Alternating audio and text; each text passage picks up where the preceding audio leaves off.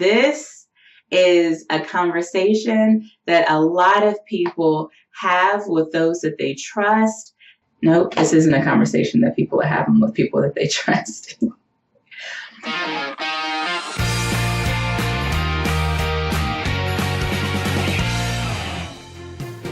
Hey YouTubers, Jennifer Tardy here, and I am your career success coach, and you are, as always, on the Black Career Success channel. And today we are going to talk about how to hold out at a job that you hate. This is a conversation that's near and dear to my heart. It's one of the reasons why we started the Black Career Success channel, and it's because I want to make sure that you get the best job that you can get, but that won't happen if you're desperate to leave your current job. So before we even talk about some tips, some things that you can do to hold out on a job that you hate, let me talk about why being desperate to leave your job puts you in a really, really tough place.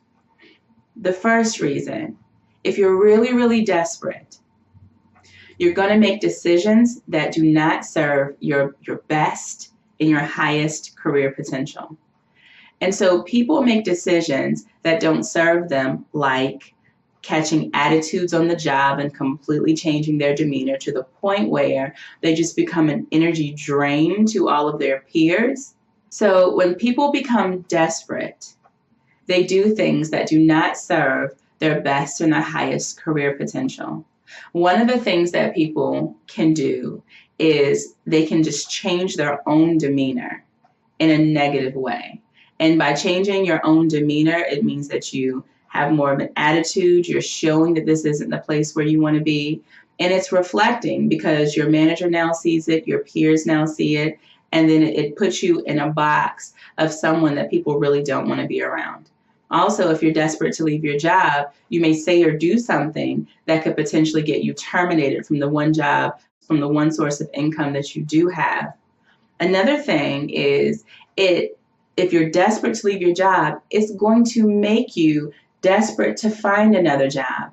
And in instances like that, when you're desperate to find another job, some people make the mistake of just taking anything. And taking anything also isn't something that serves the best and the highest career potential that you have for yourself. And some people, it affects some people negatively when they're interviewing, because now you finally have this interview, which is the way that you're going to leave this job over here, but you can't stop thinking about how desperate you are to leave this job. So now you're so nervous at this interview because you've got to get this job. You're so nervous. And now because you're so nervous, you don't show that amazing person that you are. So it affects you. Your being desperate to leave this job is affecting you even while you're interviewing. And you're so nervous that you're not going to get this job and that you'll have to go back there, that you completely mess up this whole interview opportunity. So that's enough with what being desperate to leave your job can do and how it can affect you. Let's talk about a couple of the things that can work for you. So if you're looking for a way to hold out on a job that you hate while you're doing that job hunting process, here are a couple of things that could work for you. Number one, talk to your manager about your frustrations. But before you have that conversation with your manager, make sure that you've thought it through, that you've listed on your own sheet of paper what your frustrations really are. Because sometimes we'll find that we'll list 5 things, but they're all really on the same category. Or maybe you find that they're all really about one person. So by listing things out and brainstorming before you go and have that conversation, you may find that you hone in on what the actual problem is. And it may not be 10 things. It may just be one thing that you're asking your supervisor to help you work through. Another thing is, by listing things out and by taking a moment to be thoughtful about what frustrations you're planning to share with your manager, you put a little bit of space between your frustrations and your emotions about that frustration. Oftentimes, as a manager, by the time someone on my team comes to talk to me about the frustrations that they have, they're very emotional about it. And they're emotional because they've held it in so much. And if something is pushing you to the brink of finding another job opportunity somewhere else, you too are probably just as emotional about it. So writing it down, brainstorming, and putting it in different topics, and then going to have that conversation allows you the ability to put a little bit of space, like I said, between your emotions and what that thing is. And so have that conversation with your manager, and you may find that they can actually help. There have been a few times where I've actually had that courageous conversation with the manager, and things changed. Things changed. And it too can be the case for you. If you find that it doesn't change when you have the conversation with your current manager, it is completely okay and acceptable to escalate the conversation to your manager's boss. It's acceptable. And if nothing changes then you'll at least know that you've done what you can do on your end by way of expressing your frustrations. The second thing that you can do, on our jobs, with as many things as we could potentially hate about our job, I'm sure you can find at least one thing that you enjoy. At least one thing.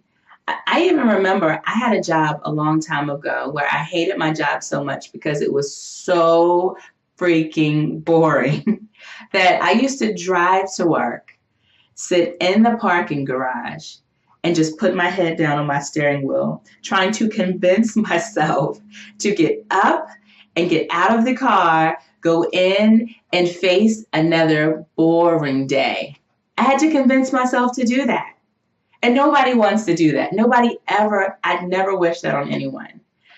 And so because I hadn't found another job, even in the worst scenario, I was able to find something that I did enjoy. And fortunately with that job, I traveled so frequently that I didn't have to spend a lot of time in the office, which is where I was extremely bored. But I traveled so frequently that I was able to enter from that space. So even though there were a lot of things that I didn't like, my ability to travel is where I was grateful, and I would spend more time where I could on the road doing what I appreciated more often while I had an opportunity to apply for other jobs. Think about that. For you, it could be a project that you really enjoy.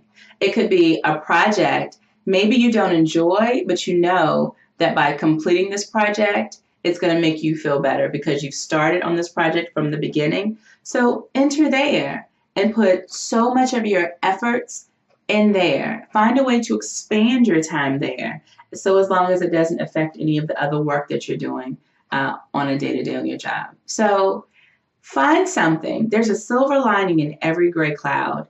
Find something on the job that you can do that you enjoy and expand from there for as long as you need to hold out.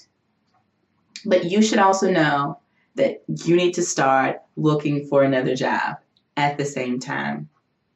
So I hope this helped. I hope it helped me sharing my own story as well too.